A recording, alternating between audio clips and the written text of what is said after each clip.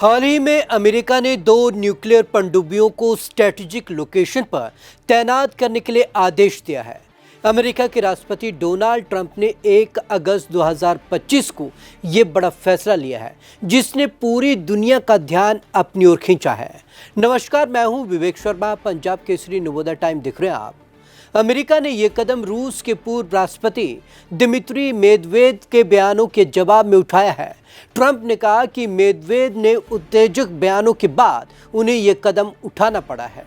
पनडुब्बियों के तैनाती की वजह उन्होंने अपने सोशल मीडिया प्लेटफॉर्म पर लिखा कि ये पनडुब्बियां उचित क्षेत्रों में भेजी जा रही हैं, ताकि अगर मेदवेदेव के शब्दों में कोई गंभीर खतरा हो तो अमेरिका तैयार रहे।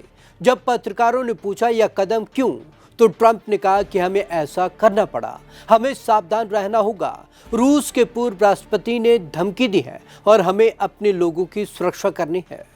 रूस के सांसद वोडोलास्की ने कहा कि जिन दो अमेरिकी पनडुब्बियों को भेजा गया है वो पहले से ही हमारे निशाने पर है। अब आवश्यकता इस बात की है कि अमेरिका रूस के बीच एक ठोस समझौता हो, ताकि विश्व युद्ध थर्ड जैसी चर्चाएं बंद हो और पूरी दुनिया शांत हो सके। अमेरिकी नौसेना की कोई टिप्पणी नहीं। ट्रंप ने यह साफ नहीं किया कि न्यूक्लियर पनडुब्बियों का मतलब क्या है। क्या ये पनडुब्बियां न्यूक्लियर ऊर्जा से चलती हैं या उनमें न्यूक्लियर मिसाइलें लगी हैं? आमतौर पर अमेरिकी सेना पनडुब्बियों की तैनाती और जगह के बारे में खुलकर नहीं बोलती है, क्योंकि यह न्यूक्लियर डिटरेंस का संवेदनशील हिस्सा है। अमेरिकी नौसेना और पेंटागन ने इस पर कोई टिप्पणी नहीं की है। पिछले कुछ दिनों से ट्रंप और मेदवेदेव के बीच तीखी नोकझोंक चल रही है। ट्रंप ने रूस को चेतावनी दी थी कि अगर 8 अगस्त तक यूक्रेन में युद्ध विराम नहीं होता तो रूस और उसके तेल खरीदने वाले देशों पर भारी टैरिफ लगा दिए जाएंगे।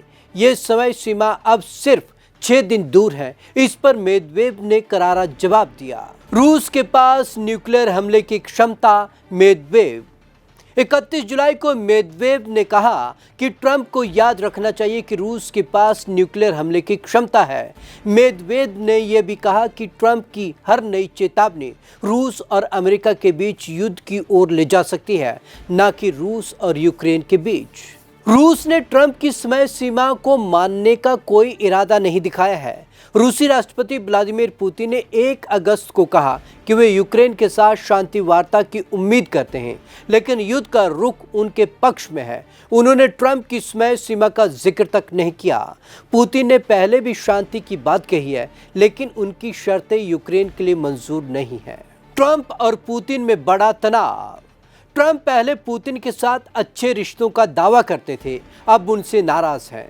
उन्होंने पुतिन पर नाटक करने का आरोप लगाया। रूस के यूक्रेन पर हाल के हमलों को घिनौना बताया, खासकर जब रूस ने कीव जैसे शहरों पर रॉकेट दागे, तब ट्रंप ने इसे अस्वीकार्य कहा। मेदवेदेव ने न्यूक्लियर हथियारों का जिक्र करके तनाव बढ़ा दिया है, जिसके जवाब में ट्रंप ने पनडुब्बियों को हिलाने का फैसला लिया।